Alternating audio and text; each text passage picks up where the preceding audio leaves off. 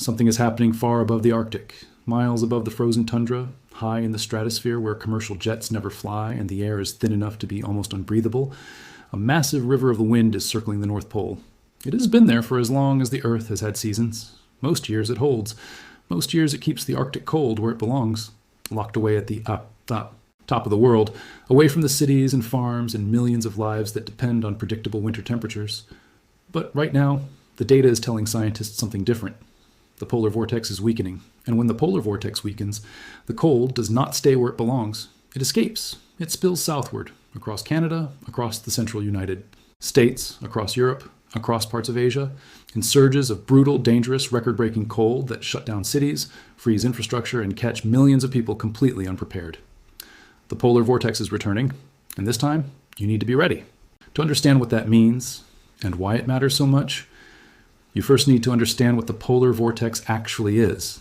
Because for most people, those two words are just a phrase they heard on the news during a cold snap. Something that got blamed for a particularly miserable week in Ibawindiva and scientific, and then faded from memory the moment temperatures went back up. But the polar vortex is not just a cold weather event. It is a fundamental feature of how the Earth's atmosphere works. A planetary scale system that plays a critical role in regulating winter weather across the entire northern hemisphere. And when it breaks down, the consequences are not just cold, they are dangerous. Here is how it works. High in the stratosphere, roughly 15 to 50 kilometers above the Earth's surface, the temperature difference between the Arctic and the regions further south creates an enormous pressure gradient. Cold air is dense, warm air is less so. That density difference drives wind, and at the poles, the combination of that temperature contrast and the Earth's rotation generates a massive spinning river of westerly winds that circles the Arctic like a wall. That wall is the polar vortex. When it is strong, when the temperature contrast between the Arctic and the mid-latitudes is large, the winds are fast, tight, and stable. The cold air stays locked inside. The jet stream, which flows beneath the polar vortex in the lower atmosphere, remains relatively straight and fast, keeping weather systems moving and maintaining a fairly predictable separation between polar air and the warmer air to the south.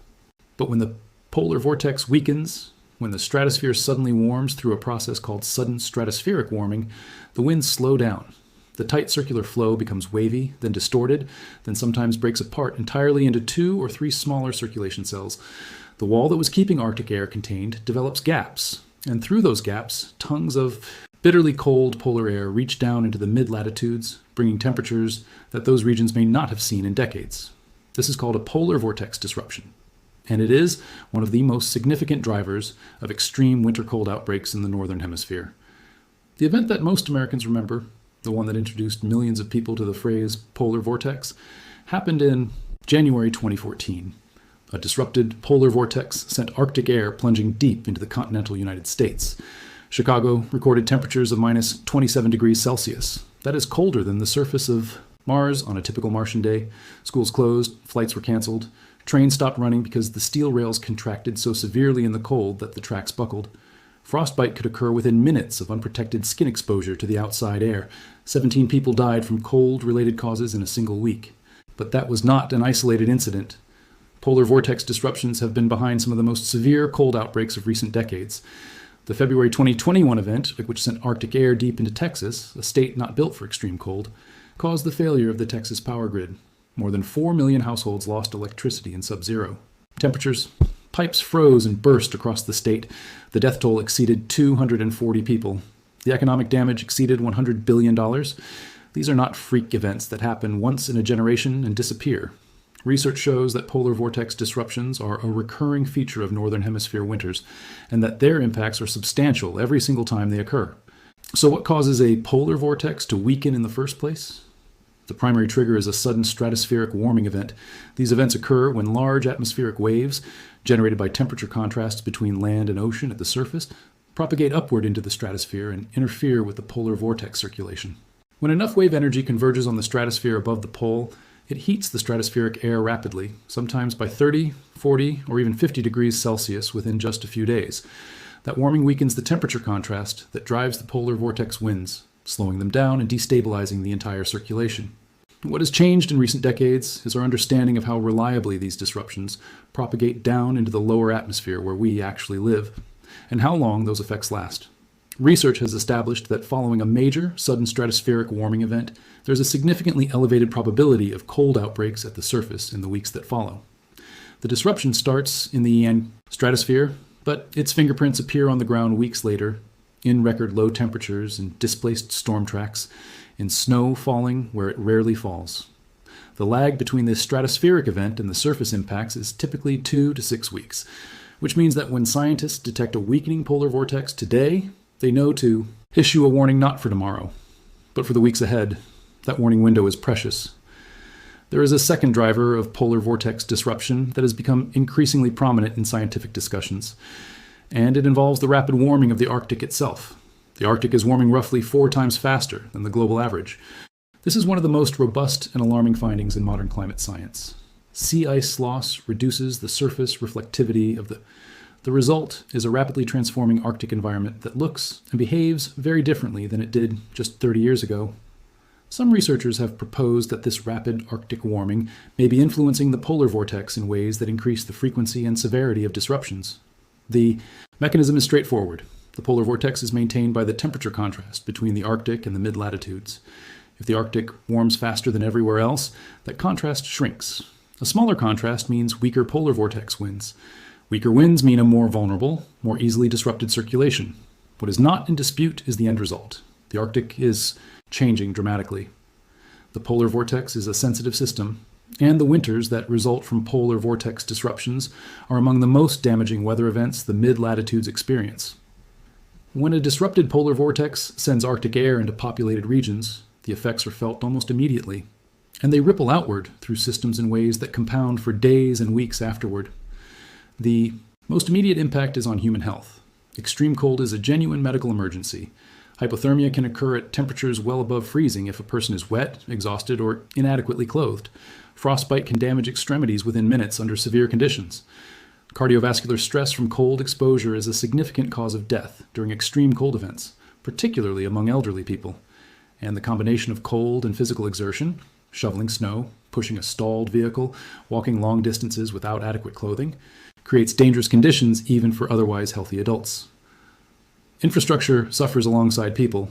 Modern water pipes are installed at depths calculated to protect them from typical winter cold, not from Arctic air that plunges temperatures far below historical minimums. When those temperatures arrive, pipes freeze and burst, causing flooding damage that can be catastrophic for homes and businesses. Power lines, already stressed by demand from millions of heaters running at maximum, simultaneously can fail. Natural gas distribution systems struggle to deliver fuel at the volumes suddenly demanded. Roads become treacherous. Transportation systems grind to a halt. Airports cancel flights. Rail lines suspend service. Highways close. Precisely at the moment when people need to move and emergency responders need to reach those in crisis. But the economic cost of polar vortex events is staggering and chronically underestimated.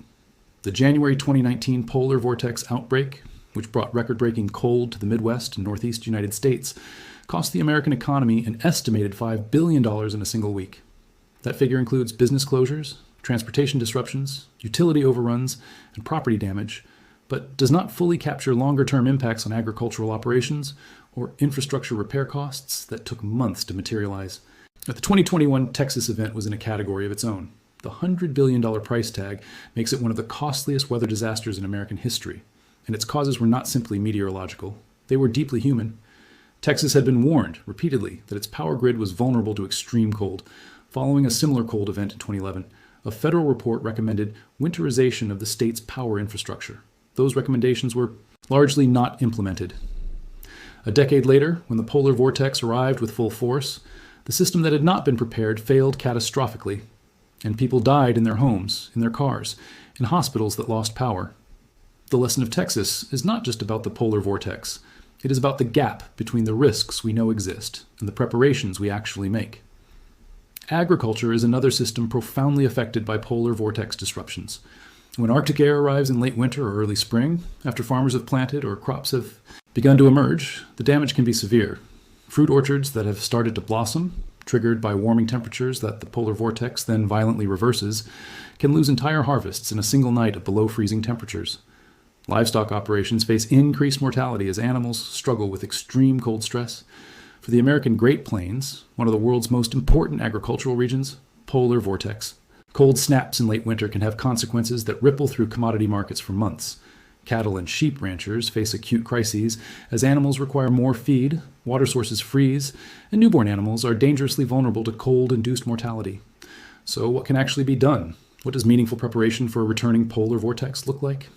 At the government and utility level, the lesson of past polar vortex disasters is clear. Infrastructure must be hardened for the cold extremes that are possible, not just the cold extremes that are typical. Water utilities in cold, vulnerable regions need deeper pipe installation and backup heating systems. Power grids need winterized generation equipment. Emergency fuel reserves need to be maintained. Mutual aid agreements between utilities and states need to be in place before the emergency arrives, not negotiated during it. At the community level, the most important preparation is ensuring that vulnerable people, the elderly, the very young, the unhoused, those in inadequate housing, are identified and supported before the cold arrives. Community warming centers need to be open and widely publicized. Outreach programs that check on isolated elderly residents need to be activated early. Food banks need to anticipate increased demand when people cannot safely travel or when power outages make cooking impossible. At the individual level, preparation for a polar vortex cold outbreak is not complicated. It simply requires taking the warning seriously before the temperatures drop. Know your heating system and its vulnerabilities. Know where your shutoff valves are in case a pipe bursts. Insulate exposed pipes in unheated spaces. Keep emergency supplies stocked. Food, water, medications, flashlights, extras, blankets, for at least several days of potential power outage. Know where your nearest warming center is. Check on your neighbors, particularly those who are elderly or live alone. Keep your vehicle's fuel tank full during forecast cold periods. These are the ordinary disciplines of preparedness that past polar vortex events have shown, over and over again, to be the difference between a manageable hardship and a life-threatening emergency. There's a broader story here that goes beyond any single weather event. The polar vortex, ancient, enormous, and largely invisible to daily life, is one of the atmosphere's most important regulators. It is part of the complex, interconnected system that keeps the Earth's climate within the range that human civilization has been built upon. That system is under pressure. The Arctic is warming. The temperature contrasts that maintain the polar vortex are changing. The interactions between these changes and the natural variability of the climate system are complex, partially understood, and still being actively researched. What we do know is this: polar vortex disruptions are not going away.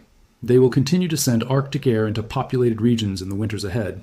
The warning systems we now have, the satellites, the weather balloon soundings, the numerical models that can detect a weakening polar vortex weeks before its effects reach the surface, give us something that past generations never had.